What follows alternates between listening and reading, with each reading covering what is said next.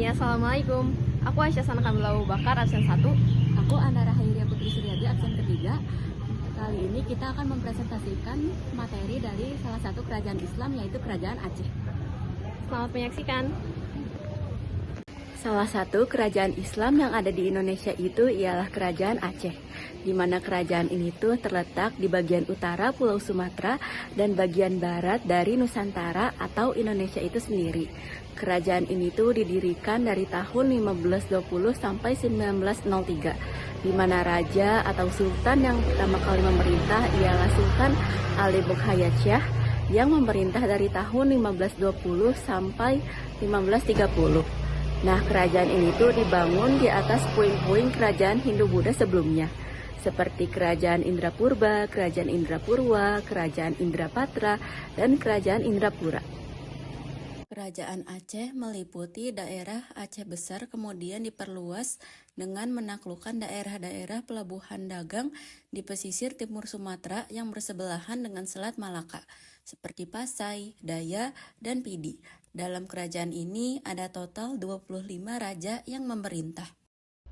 Pada tahun 1873, pada masa pemerintahan Sultan Mahmud Shah, terjadi Perang Aceh, di mana perang ini merupakan perang antara Aceh dan Belanda. Perang ini dilatar belakangi oleh keinginan Belanda untuk menguasai wilayah Aceh karena setelah dibukanya terusan Suez, sehingga Selat Malaka dalam Kesultanan Aceh yang dimana itu merupakan lokasi strategis perdagangan menjadi penting dalam perdagangan internasional. Kesultanan Aceh didirikan oleh Sultan Ali Bukhayat Shah pada tahun 1496. Pada awalnya, kerajaan ini berdiri atas wilayah Kerajaan Lamuri. Kemudian menundukkan dan menyatukan beberapa wilayah kerajaan sekitarnya, mencakup Daya, Pedir, Lidie, dan Nakul. Selanjutnya, pada tahun 1524, wilayah Pasai sudah menjadi bagian dari kedaulatan Kesultanan Aceh, diikuti dengan Aru.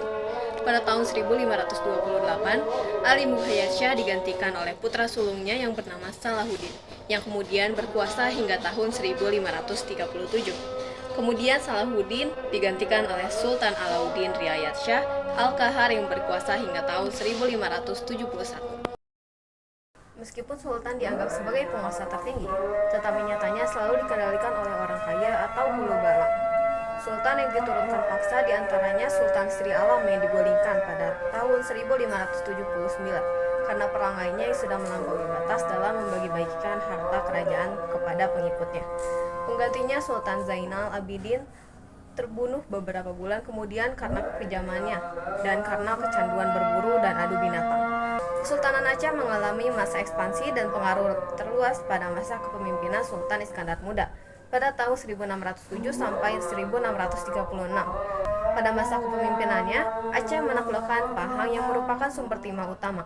Pada tahun 1629, Kesultanan Aceh melakukan penyerangan terhadap Portugis di Melaka dengan armada yang terdiri dari 500 buah kapal perang dan 60.000 tentara laut. Serangan ini dalam upaya memperluas dominasi Aceh atas Selat Malaka dan Semenanjung Melayu. Sayangnya ekspedisi ini gagal.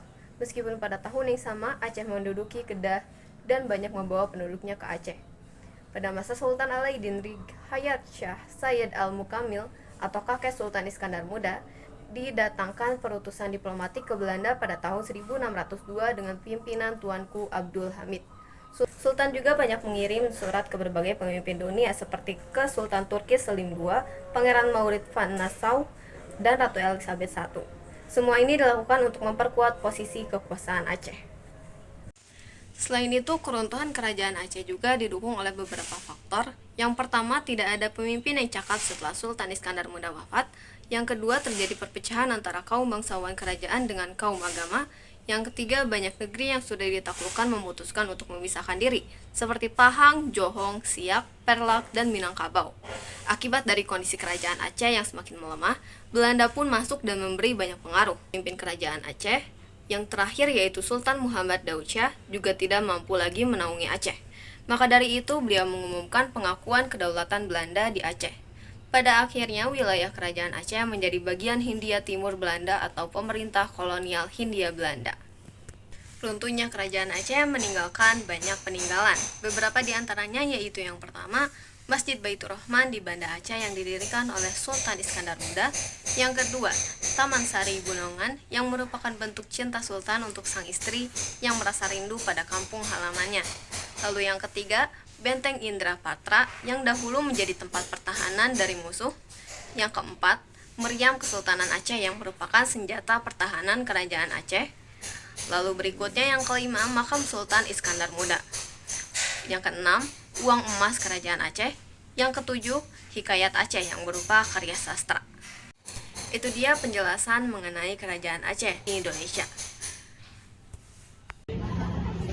Sekian yang dapat kami sampaikan mengenai Kerajaan Aceh.